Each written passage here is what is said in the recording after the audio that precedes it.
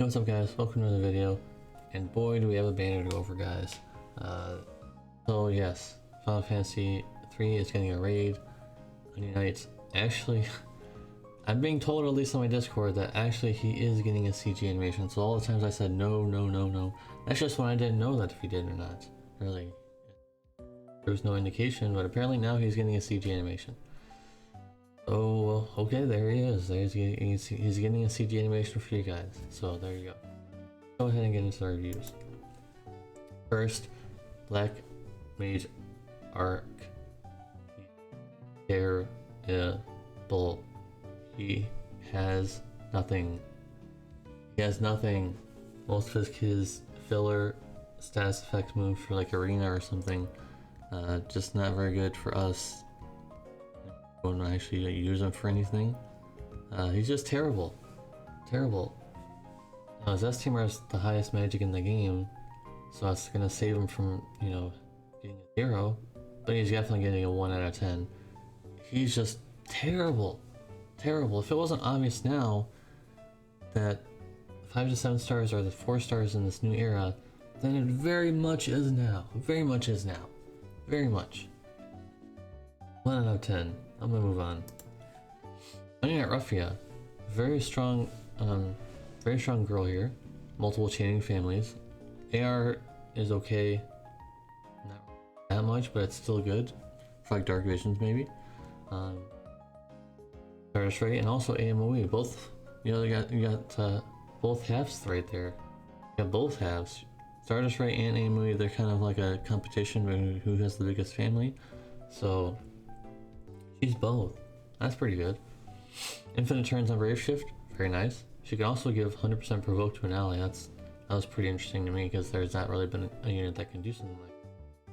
And also she has undead mitigation, physical and magical mitigation for undead. I think it was like 30%, which is very good. Because you can stack that with general mitigation and also other physical and magical mitigations, so pretty good.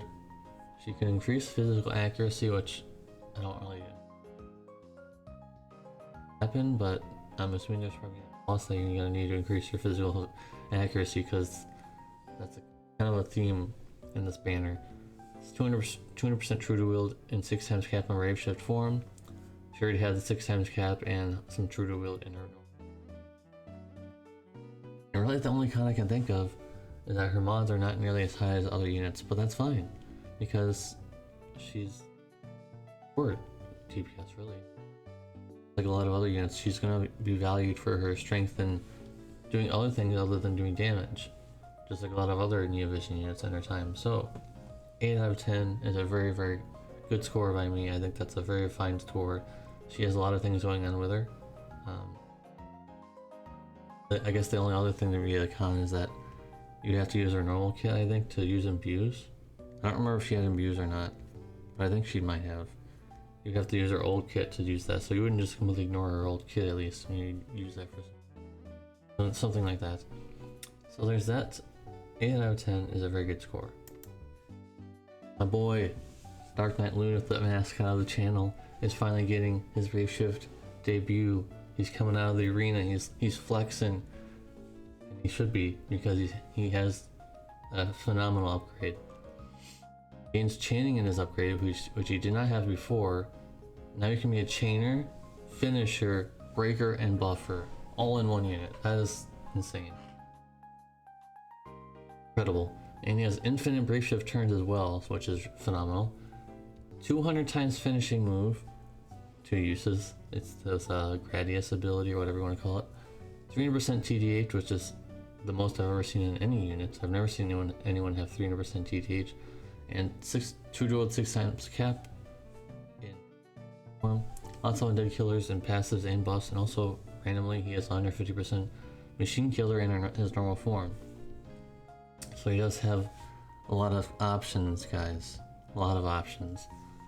And like the only con I could think of is that his chain modifiers are not nearly as high, but he has like perfect dispels or something in his chain, I think.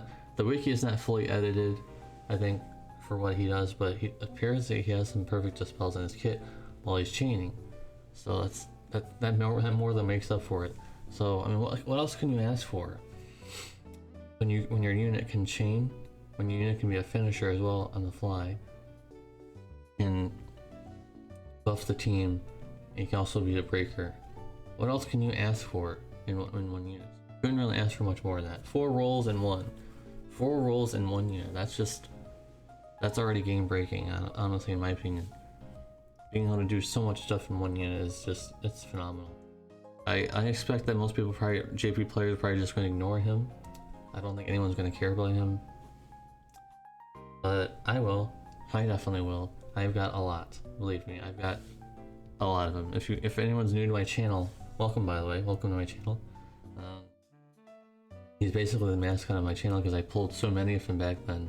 I have so many of him on the JP side, so I'm pretty hyped. I'm pretty hyped that finally I'm getting what you guys are a lot of hype. Oh, I have X of certain units. I hope they get new vision. I'm in the same boat as you with this. So yeah, 9 out of 10. Definitely an amazing unit. 9 out of 10. Just like, give a round of applause. Round of applause for Gumi and Alan for that one. Definitely a very good polished unit here. So 9 out of 10, guys. And moving on to this unit. Man, yes, he's CG, but my god, is this a bizarre unit.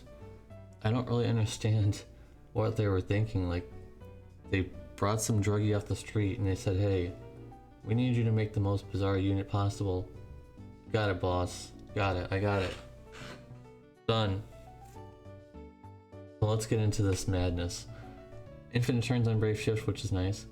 He has a bizarre move that has never happened before in any other unit.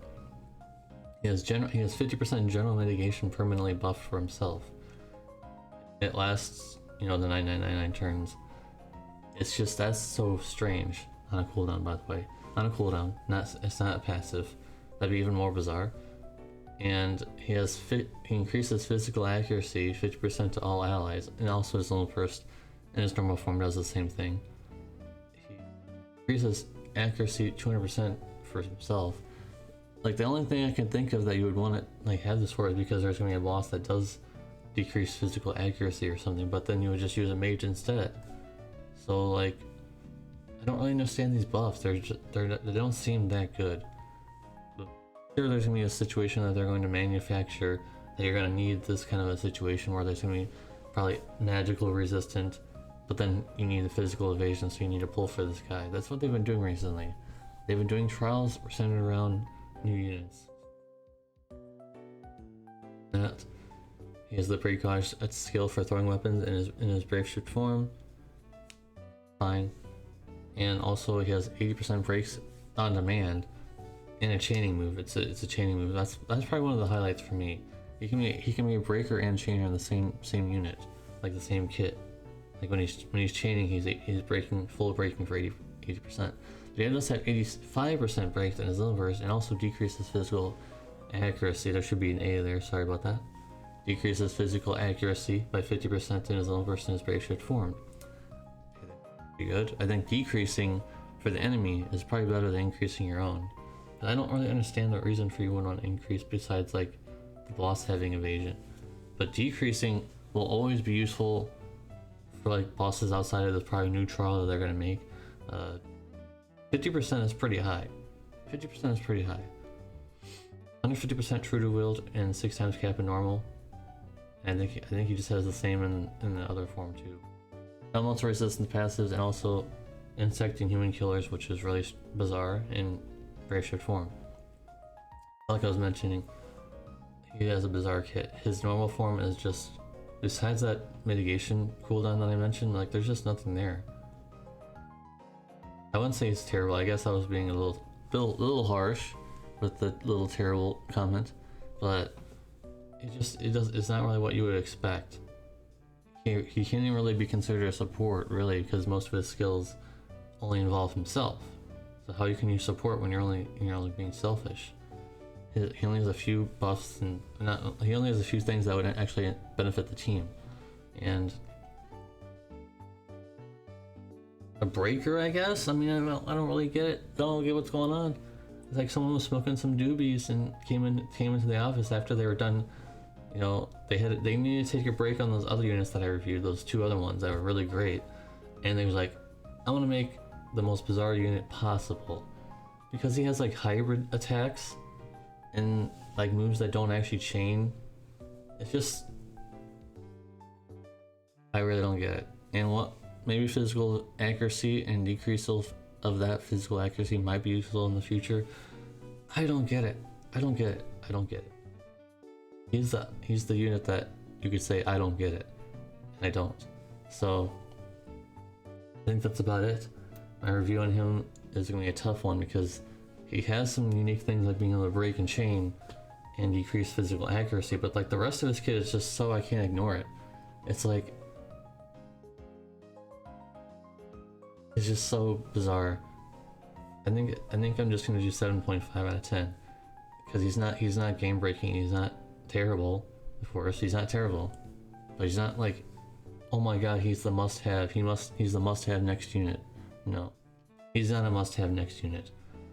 Also, I noticed he doesn't actually have any imbues. I don't think. So you even need to support him with imbues and imperils. I believe. I don't think he has any elements. So that's a bit of a problem. So yeah, 7.5 out of 10. He's not terrible. 7.5 is above average. 7 is my average, guys. 7 is the average score in my review. That's my grading scale. Anything below 7 is probably terrible, like in their own way. Like 6 is somewhat terrible. 5 is getting really bad. 4 is just no. Don't even consider it. Anything below 4 even you should not even look at. Like Black Mage Arc, for example. So anyways guys, that's going to end the review for today. Thank you guys for watching. I have a special treat for you if you watch all the way to the end of this video, as there's a new CG that got released, and I've been doing this in my past reviews for treats for anyone who watches to the end. So I'll go ahead and show you a new CG animation. Alright, so it came a little bit ahead of time because they said that they were only going to be here September, but they're here now. It's not September, so here we are with, well, I mean, come on. Not playing any sound, sorry about that. Or is it? Maybe it is. Just, I mean, it fits in the theme with this video. Bizarre. Bizarre. Let's play with the sound on. Here it is with sound.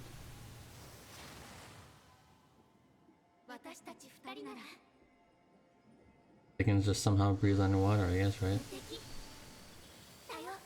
Somehow Phoenix, like, that's so weird, dude. And the voices are kind of weird too. It's bizarre. Anyways, that's gonna do it for our video. If you watch all the way to the end and type in #bizarre, because that's what this banner really is, besides the 2 units that were favorable, the old ones. Surprisingly, the old ones actually overcome the new one. So yeah, this is gonna be so confusing because there's a CG Onion Knight, there's a regular Onion Knight. People are gonna think like, oh, the CG Onion Knight, the Weakened Onion Knight got an evolution upgrade, right? No, completely different one. And before you ask, don't ask the meme question. Can I combine a whole bunch of units into one? Nope. No. Never been the case ever in this game. You cannot combine a 3-star Kuja to get the CG one. You cannot combine like what? Like your story rain into me getting the chair rain. It's just not there. I don't know why this question ever comes up. But anyways guys, #bizarre. If you like the video, please give a like. If you dislike the video, please give a dislike. And I'll see you guys in the next one.